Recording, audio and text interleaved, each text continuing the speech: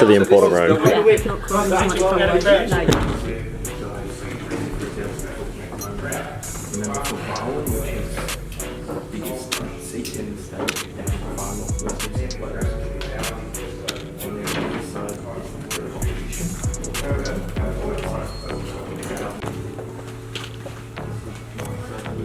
So everybody's under one house. Yeah. So New South Wales has the oldest parliament. Yeah. So when the colonies was founded, they came to New South Wales first themselves. Another chamber actually, which is across the way, which is essentially the Senate. Wow, ladies and gentlemen, isn't this quite a special episode? You're again listening to the Whip Podcast. My name is Zach, and with my amazing co-host Elliot, and today we've got an amazing guest, James Griffin. Thank you for coming on the show. Such a pleasure. Thank you very much for coming on. Well, thank you for coming here. Well, that's all right. You know, important people have to go towards other important people. So This is true. This is true. We are in Parliament House, ladies and gentlemen. We were lucky enough to get the whole grand tour from James and Kim as well. Yep. So Kim's been amazing. She's been helping us book this time. Good. And you met your namesake. Yes. We did. We met Andrew at the Whip. Yep. Adam. Adam at the Whip. The Whip. There is a minister for whips. Me and Zach thought it was it, but we're not. So Adam is a good man. He was really a nice guy. great man. He let us take a photo with his whip and his merch cup. Maybe we should try and get one. We should. Yeah. We should. We'll interview him in the future. I will. Yeah. There you go. Yeah, that's on the actually list. next on the agenda. That's Actually, we're going from you straight to the top. Chris Minns and then Albanese. But Got to start somewhere. Yeah, definitely. So, James, you're the current member of Parliament for Manly, and you've been that since 2017. The Shadow Minister for Energy, Climate Change and Digital Government, and the former Minister for Environment and Heritage. Yep. So, big resume there, and busy life, father as well. Yep, that's right. And balancing all that. So, I did want to ask, though, how would you summarise it is what you do? Oh, that is a pretty tough question because I think there's the perception of what people think that politicians or parliamentarians, two, I think, really interesting labels, which we'll come back to in a minute. But if you drill it all down, the job of a member of parliament is to advocate for the community that elected them. Yes. And then above that, it is to, if you're lucky enough to become a minister or a shadow minister for something, it's to advocate for that particular policy area. So really, my job is to make sure that our community in the seat of Manly gets what it deserves in terms of funding. And also, a lot of the job is being a stop shop for all sorts of people who have got to their last port of call. They need help and they've come to see their member of parliament. Yeah, wow. So, big job. Yeah, it's got no 2 days would be the same. Like, it is very unique, very interesting.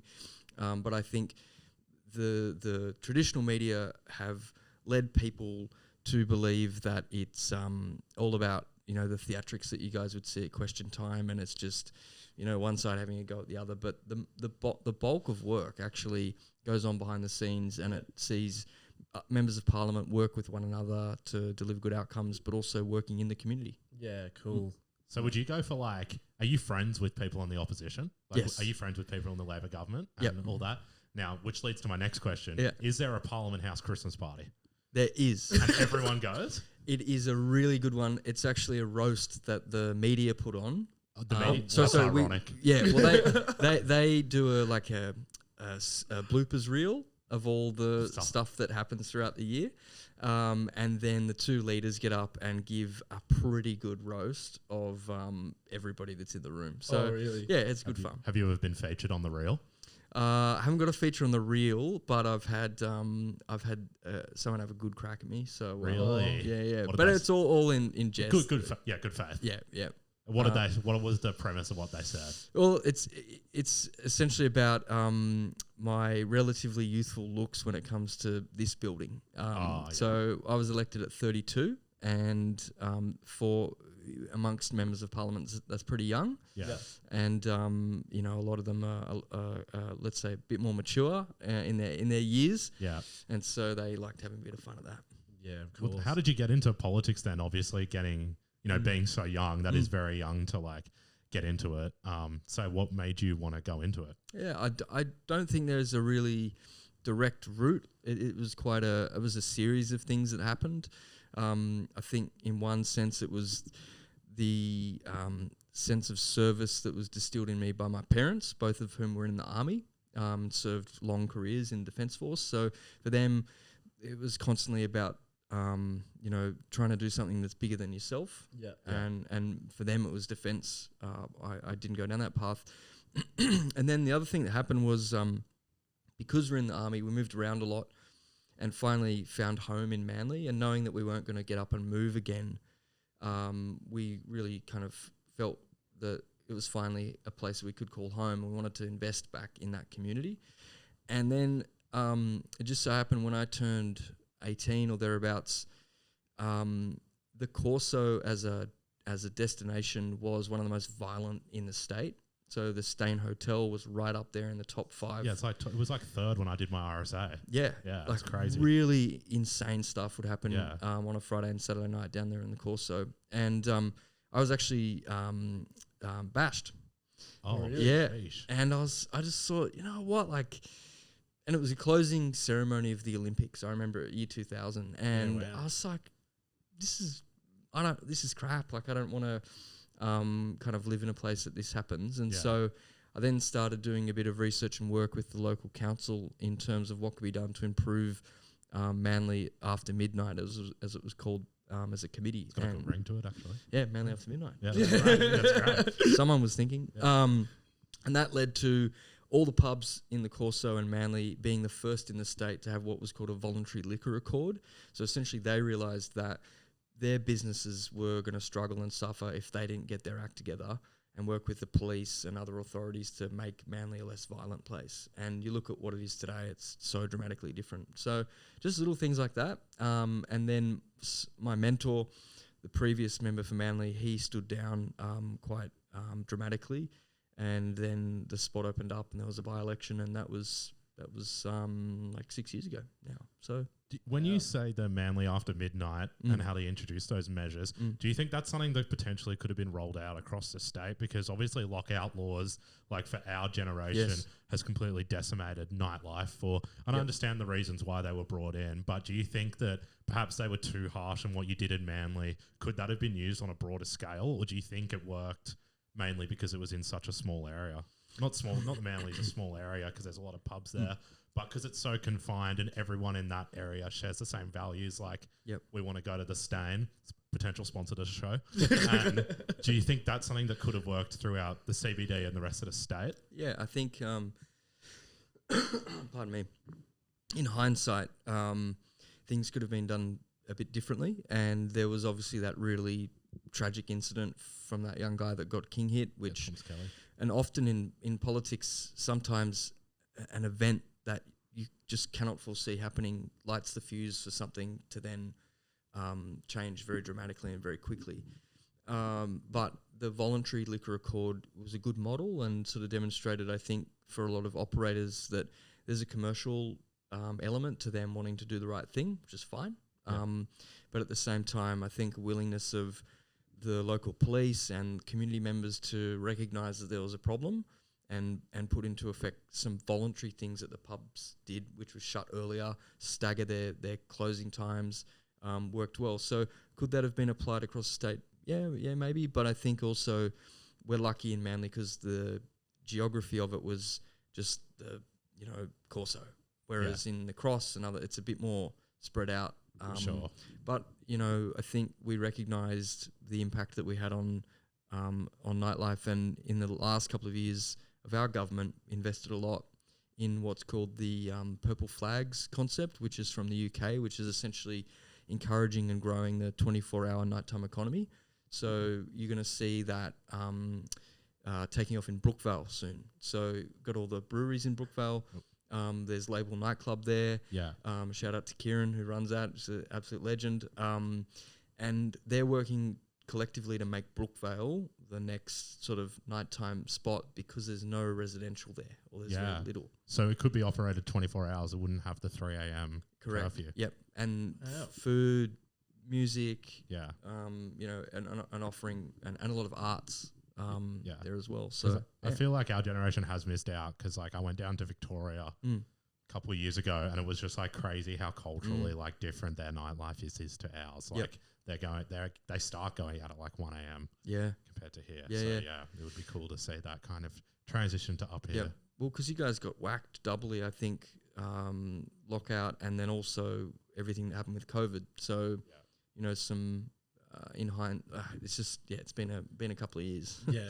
Would you say that was probably has been your biggest challenge so far, COVID, as a politician?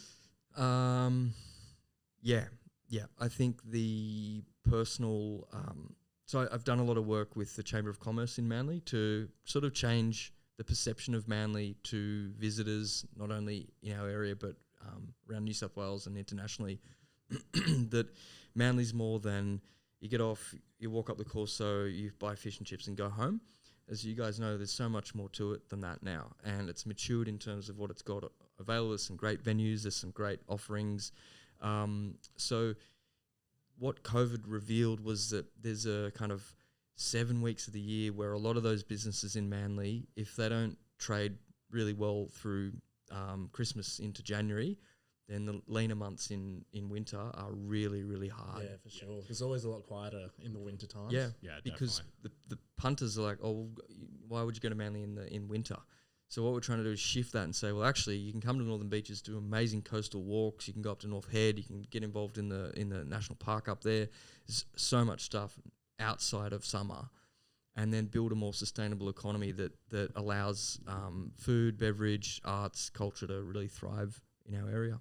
Because I feel like we had a guest on a couple of weeks ago, Roger Fabre, friend of the show, and he basically first thing came in and insulted the like insular peninsula and stuff. So like we get a bad rap over here. So I feel we also rep it a bit. Yeah, well we do. Like, we are the greatest. Like let's not kid we've got the last operational drawbridge in all of Sydney. Yeah, exactly. Like, and you know what? COVID happening and us keeping out of everyone else, that was probably one of the best things that ever happened to the area. So so that was the toughest time. Was that a weird time in terms of like, especially when the Northern Beaches outbreak happened? Were you having to work super hard to figure everything out while your member for Glebe, who shares the office next door, is probably on the beers already? Like, did you feel a lot of pressure? Yeah, being the member? Particularly for the businesses who they were relying on the trade. And when you've got people ringing up, or I remember doing a Zoom with all of the local business operators, and people are in tears. They're like, we can't pay our mortgage, we can't pay the rent, we've got stock that we just bought thinking we're going to be able to sell it next week, and now this has happened. And you kind of can't help but take a bit of that on board, especially when it's government making decisions. So there's a degree of responsibility for making those calls, albeit, at that time it was pretty fluid situation. But yeah, that was a really difficult time. And in hindsight, I think we did as well as we could. But the silver lining has been, there's some new businesses that have sprung up and new opportunities so the night at the barracks, for example, which is on now, that was an idea that came during COVID. Yeah. So, you've got that music performance, I think it's 10 nights of amazing acts, and that wouldn't have been here if it weren't for COVID. I saw that was actually really impressive, because when I first saw that, I thought it was like a Laneway Festival or something, and then I saw the quarantine stage, and I'm like, I used to go on ghost tours there when I was in like year 6, and now they're doing like meals like if the world gone mad. That was like, that's a good one. Congratulations on organising that. There's open air cinema at Q Station in a couple of weeks. Yeah, Sunset Drinks there as well. So yeah, it's all happening. Well, Zach has a new girlfriend, so perhaps he can take her there. Might have to.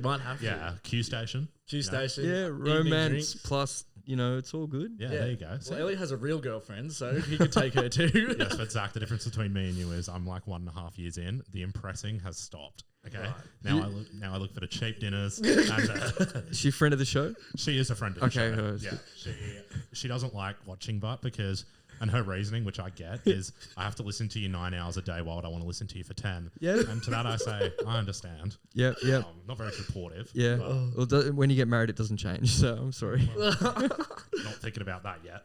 So, what would you say the day in the life of your role is? Like, I watch all the day in the life videos of random jobs that I'll never do. Yeah. So I love like thinking and learning. Like, what do you guys actually do? So there's probably two streams to it. One is when you're working in the electorate.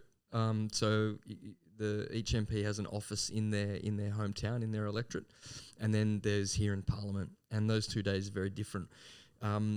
This last week, so a day was a meet and greet with the great guy Jack Byrne, lives in our area on Northern Beaches. He started a fiver for a farmer, which is basically... I saw that photo. Oh, yes, I did see that. So young guy, he started it when he was 12, raised $2 million. It's basically donate $5 to help the farmers during drought.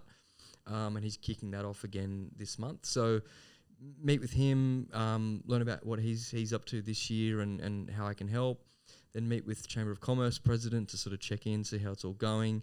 Meet with some constituents on various matters. Then head out. Went to Pittwater Road on the way to the mall from Manly. There's a really bad kind of intersection there where the residents want to put a pedestrian crossing in, or a crossing. So they all came out, that 20 residents living in that street that came for a chat, and sort of we walked through what their challenge is. Then come back, read the legislation that's coming on for debate in Parliament the next week to get your head around that. Then a bit of research and discussions with energy stakeholders with the Shadow Energy hat on. Then go and pick the kids up. So that's that day. And then in Parliament, question time, and then talking about legislation, raising issues. And then today you guys have been in here on a really wild day, which is the budget. So that has been handed down and basically going through that and sort of working out what I think could have been spent better on, or what Manly managed to secure. So yeah, it's really diverse. And then there's the evening stuff, so events going and supporting local organisations and groups and just helping them along. So, yeah. And so would you support, like, was it Jack doing the five for the family? Farmers, sorry. How does that look like, your support for him? So then the next day got up in our sort of team meeting, which is called the party room meeting, and mentioned to all of the National Party MPs that Jack was kicking off his campaign again. I'm going to bring him in here to Parliament on Thursday. Oh, wow. And do a meet and greet with all the national, like the regional and rural MPs whose money he goes to support their communities. So a lot of it's about relationship building and connections. And then I gave some contacts in the media a ring and said, hey, you should talk to Jack. He's kicking off the campaign again and help him out. So yeah, a lot of it's relationship building and acting as a conduit, I guess. Because you kind of get this helicopter view of everything that's going on in all facets of society, and a lot of the job is saying, oh, well, you're doing this, you should talk to this person, or the department or the government can help you with A, B, or C. Yeah, cool. I guess going a bit back to your personal life, what's been tougher, being politics or having to be director of risk at a private consultancy company? Because I imagine they're both two pretty cutthroat worlds. I would say nothing is harder than politics. Nothing's harder than politics, because you're never going to satisfy everybody. Yeah. I reckon if you went out in the street and gave out $50 notes, someone would say, why isn't it $100? And also everyone's got a view and an opinion, and I think a lot of people arrive at their views on politics. I mean, it's going to get even more interesting with the fact that consumption of media amongst your guys' generation and beyond is just changing so dramatically. Yeah.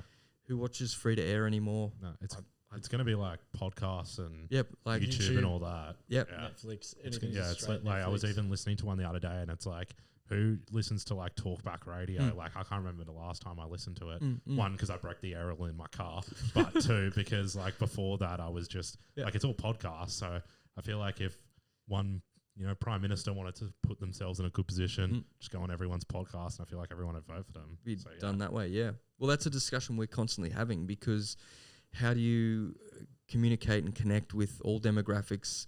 And there's conditioning that, put together the press release, send it out to Channel 7, 9 and 10 and get on the radio and kind of job done. But I sense there's a disconnect, and we're going to as a party and as politicians investigate more the role of podcasts and the work that you guys are doing in terms of how to connect and what makes sense in the future. I feel like it's definitely the future.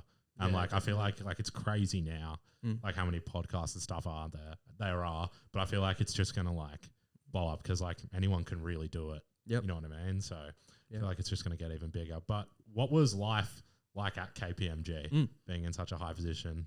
It was good. It's like one of the big four consulting firms, great people. Essentially, they were always very big on, purpose. Like what is the work that you're doing and how does it go beyond, hopefully the work you do for a client can make a meaningful impact. So there were some neat parallels between that work and coming into Parliament. And I had a lot of former colleagues come to my maiden speech, so they were here to watch that. But it was a big gamble in saying January of 2017, I'm out. Like I've got to resign because I'm going to run for Parliament. That could have all gone. Yeah. How did the big wigs at KPMG take that? They were great. They were just like, good. you know what, that's noble and impressive, and we wish you the best of luck. And I think they might have been good enough to have me back if it had failed. Yeah. Oh, that's good. But yeah, like if you want to do this job and you want to affect change, you've got to make some sacrifices. And I think that was an opportunity to do that, to make that call. Yeah, cool. I wanted to ask. So it looks like a lot of, like you said, your job is relationship building, and it's like it looks like you're helping a lot of people in the community. Has there ever been like a case or something that's stuck with you that you think about times where you weren't able to help someone that you could share with us? Yeah. Wow. I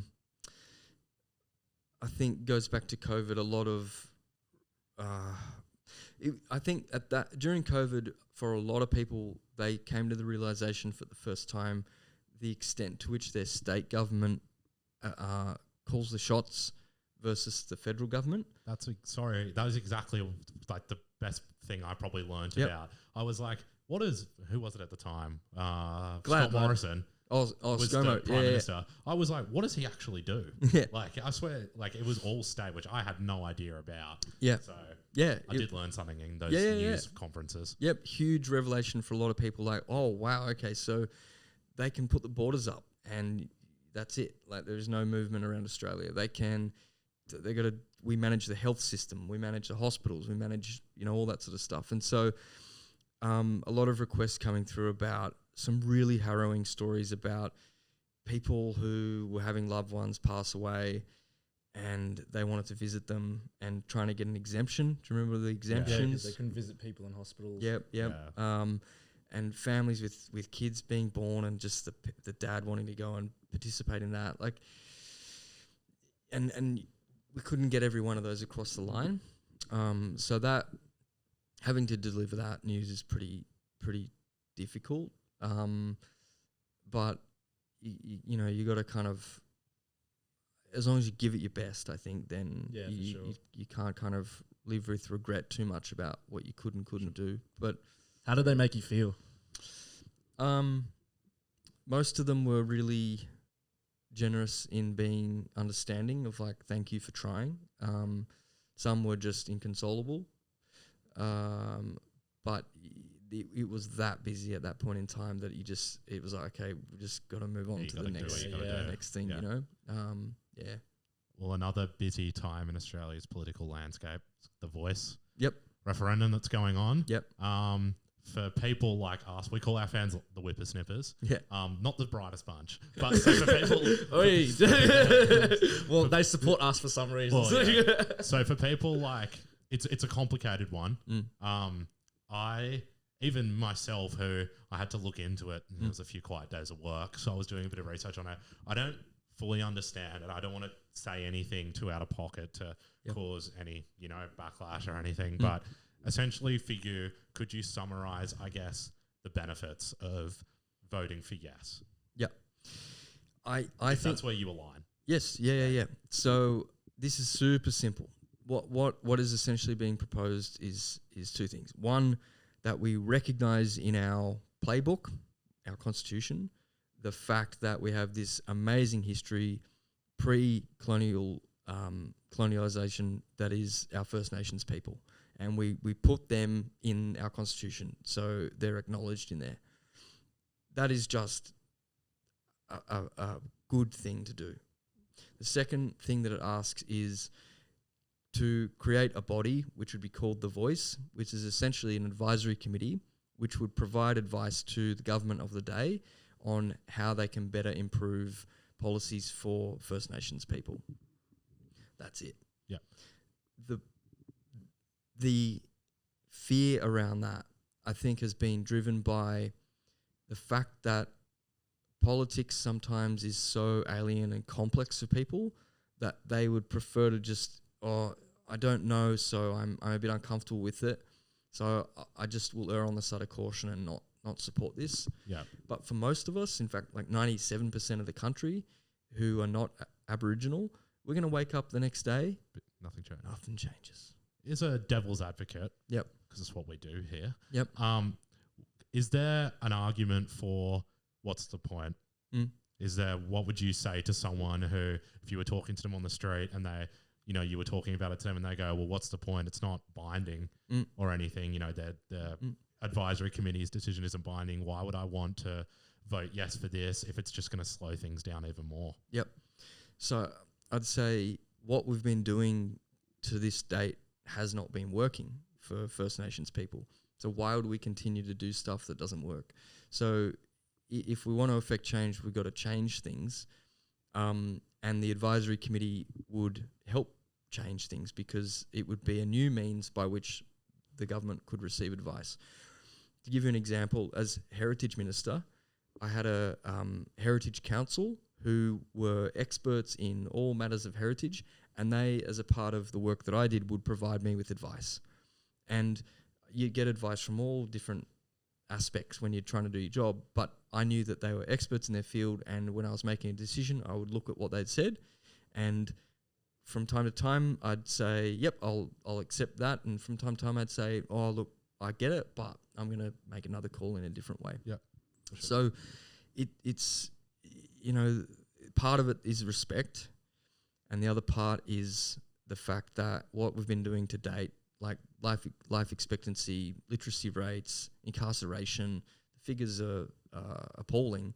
Yeah. So why not just give it a crack? Yeah, for sure. Don't be scared. I agree with you, but I do understand the other side of another thing in politics that we have to go through to get things done. Yep, and I think if it didn't matter to a lot of, it doesn't matter. We're going to wake up the next day and most of us will just get on with our life. But for the 3%, it might change their lives for the better. Yeah, for sure. Now we do have some fan questions. Yeah, that Zach has prepared. Thank you very much for your time. Yeah, all good. We do have fans. Just quickly, so our friend Aiden wrote, should Australia ban new coal and gas mines? Yeah, so in New South Wales, we were one of the first states to sign up to net zero. Hugely ambitious renewable energy plan. Very ambitious. Yeah. I work in construction law. Okay. So yep, it's very ambitious. Do you want to build some transmission lines for us? We're Maragal. Okay. Right now. Yep. Yeah, and we do, I'm not going to say my company, but and Copper String in Far North Queensland. It's hard. Yeah, it's very We were meant to start one of them in 2020 and so it hasn't got off the ground yet. It's difficult, but doesn't mean we shouldn't try and forge ahead. Yeah, for sure. However, we've got to, it's a balance. It's a transition. That's the key word there. Transition from fossil fuels to renewables. We've set out how we think we're going to do that. We've just got to get on with it. Yeah, wonderful. Our viewer Tessa asked, so why be a part of the Liberal Party instead of if you're a moderation conservative and not an independent? Yep. Because I think the Liberal Party reflects, if you look at the values and the philosophy of it, aspirational people, and essentially is the party for people to want to support if you believe in good social policy, good economic policy. And me as a moderate, I support same-sex marriage, believe in climate change, voluntary assisted dying, The Voice, which is a bit unique amongst my party. But the system of government we have is a two-party system. Independents have a role to play, but if you want to affect changing, be a part of the government that calls the shots, you need to be a member of the major parties. And the independents have to kind of side anyway. Ultimately, right? Yep. So they rely on a small percentage chance of it being a hung parliament to be able to determine which way legislation goes. But it's a neat idea, but in practice, it like doesn't communism. quite work. And then your last questions as well, Elliot. Yes. So Yep. Here we go. right, it's rapid fire It's with the quick Elliot. fire. Okay. We've done it all 3 times. It's a popular segment. We were talking earlier Yeah. about the disgrace that our national rugby union team has turned to. Now, it's something that keeps me up at night as a West Tigers fan as well. All You're having a tough time. and a Chelsea fan, and we suck too. Okay, So okay. I'm gripping to nothing at the moment. Are you a rugby union fan? Is that your sport? I like all codes, but go the Marlins. Yeah. What would you be doing? Because in my opinion, Eddie Jones, like he's come and done all these changes. Why Dave Rennie? Like Dave Rennie was doing the damn thing. You know, we weren't losing to Fiji. when Dave Rennie was in. This is true. This is true. But I think Eddie Jones's point at the beginning when he kind of threw all the pieces up in the air was he made some comments around we've become used to kind of getting close. You know, the killer instinct hasn't been with us for 15 years. Or I've never thereabouts. seen a Bledisloe win. Yeah. Well, yeah. Yeah. Like, and so to just press reset, he just did the old Control Alt Delete.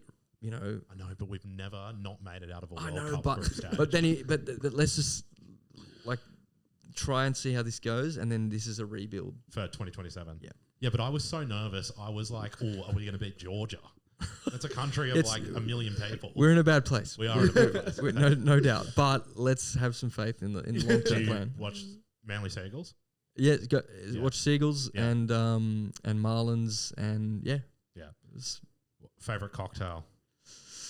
ooh. It's a big one. I know. It's controversial. Well, don't read into it too much, but like G&T or a Negroni, you know, like Negroni.